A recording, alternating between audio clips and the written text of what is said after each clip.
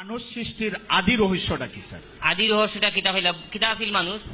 Sir কিছু বলবেন? এটা আসলে এই যে আমরা জানি যেটা যে বানর ছিল, সে মানুষ নি। ওই যে ক্রমশ বৃদ্ধি পেতে পেতে আসলে আসলে আস্তে আস্তে গিয়ে ওই বানরের যে লেজটা খসে পড়ছে, ওইখান থেকে আসলে মানুষের সৃষ্টি। Correct sir, correct correct. বান্দরে বান্দর সিনেমাটাও নৌকা। স্যার কিছু বলছেন স্যার?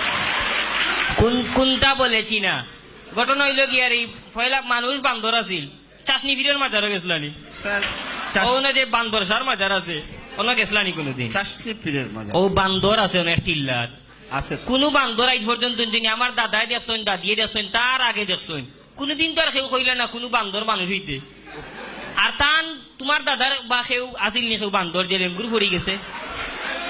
Sir okay sir. এই তুমি ওকে, তুমি ওকে, কার সাথে কথা বলছো জানো? স্যার প্লিজ স্যার, আমরা স্যার লাইভে আছি তো স্যার। যে স্কুলে তোমাকে বিজ্ঞান জানতে হবে, বিজ্ঞান নিয়ে গবেষণা ওকে, করতে হবে। বিজ্ঞান তার বাস মারিয়া তার বিজ্ঞান হয়ে গেছে না। স্যার আমরা বুঝতে পারছি স্যার, আমাদের বুঝা উজা নাই তার মুক্তিযুদ্ধের সময় যেটা তার দাদার সব লেঙ্গুর কাটি গেছে নি। না স্যার ঠিক আছে স্যার, আপনার মতামত। তান লেঙ্গুর নাই এখানে। স্যার আমরা লাইভে আছি, এটা আমাদের অনেক দর্শক দেখছে। আমি তো বাদ কিচ্ছু হইয়ার না, স্যার, ব্যক্তিগত আক্রমণ করা যাবে না স্যার। যুক্তির কথা। তে তাই নয় ওই যে ঠিক বান্দরের টিল্লা আছে, তার নাতিয়ে বিয়া দিলে ওকা বান্দর। স্যার ওকে স্যার, ঠিক আছে স্যার। কয়দিন পরে তো হইয়ে মানুষ হইব, তে বাদে বউরে গড়াইন লিবা। আমার স্যারকে এই স্টিফেন হকিং কে জিজ্ঞেস করলে এটা পেয়ে যাচ্ছে। জি স্যার, স্যার। ও নৌকা স্টিফেন হকিং বৈজ্ঞানিক আবিষ্কার করতে করতে এরান তান রোগও তেরা হলা। স্যার আপনি তাই নিজেও তেরা আর মানুষের তাই গীতাই গাইবা। স্যার ব্যক্তিগত আক্রমণ করা যাবে না। শোনো, এই শোনো, স্টিফেন হকি তোমার বাপ না দাদা? স্যার ইকান কইছি না, ইগু তো হনো তাকে তো শুনেন না, আমার কথা অনুকা। শোনো, বিজ্ঞান কি করতে পেরেছে? তোমাকে বিজ্ঞান ডিম আবিষ্কার করতে পেরেছে, জানো? প্রাকৃতিক ভাবে ডিম আবিষ্কার করছে, চাল আবিষ্কার করছে, এটা তুমি জানো না? এই রোবট আবিষ্কার করছে।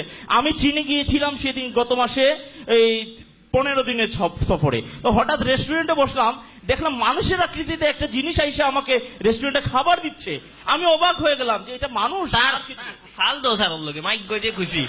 আচ্ছা আমার কথা শুনো। পরে জানতে পারলাম এটা রোবট। ভাই। বিজ্ঞানীরা কিন্তু চিন্তা করতেছে কিভাবে রোবটকে অক্সিজেন দিয়ে মানুষ বানানো যায়।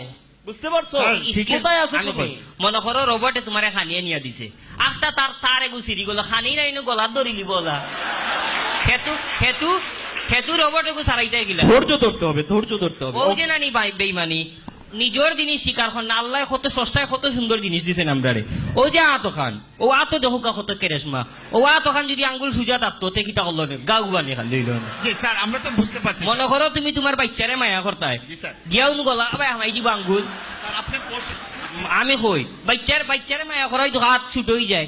পালানি রে বাবা, কা যায় নানি কত সুন্দর। স্যার আমি আপনাকে আমি কইলাম রোবটে পারবো নি, ওটা করতো, ওটা তো করতে পারবো নি। স্যার আমাদের এবারের প্রশ্ন হচ্ছে গিয়ে প্রকৃতির যে ভারসাম্য রক্ষায় বিজ্ঞান আমাদের কি কি দিক নির্দেশনা দিচ্ছে? বিজ্ঞান নিয়ে আমাকে গবেষণা করতেই হবে যদি নতুন কিছু আগামী প্রজন্মকে দিতে হয়। জি স্যার। আগামীতে কিটা দিতে পারবা ওখানটা বলে ফেলুন। আমরা তো আগামীতে চিন্তা করেছি এমনও হতে পারে, আসলে এখন পেট্রোলের মাধ্যমে সবকিছু চলে, চলে না? পেট্রোলের সবকিছু চলে। আমি এমনও হতে পারে, বিজ্ঞানীরা এমনও করতে পারে যে যে 6 মাসের মধ্যে 3 মাস পেট্রোল বৃষ্টি হলো, হতে পারে।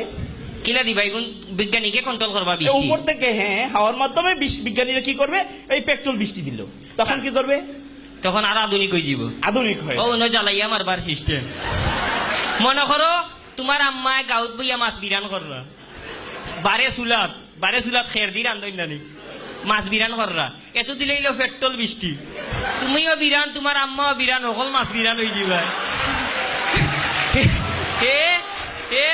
হে তাইন মনে কররা আল্লাহ টানলা খান আর অকল জ্বালাইলি তা।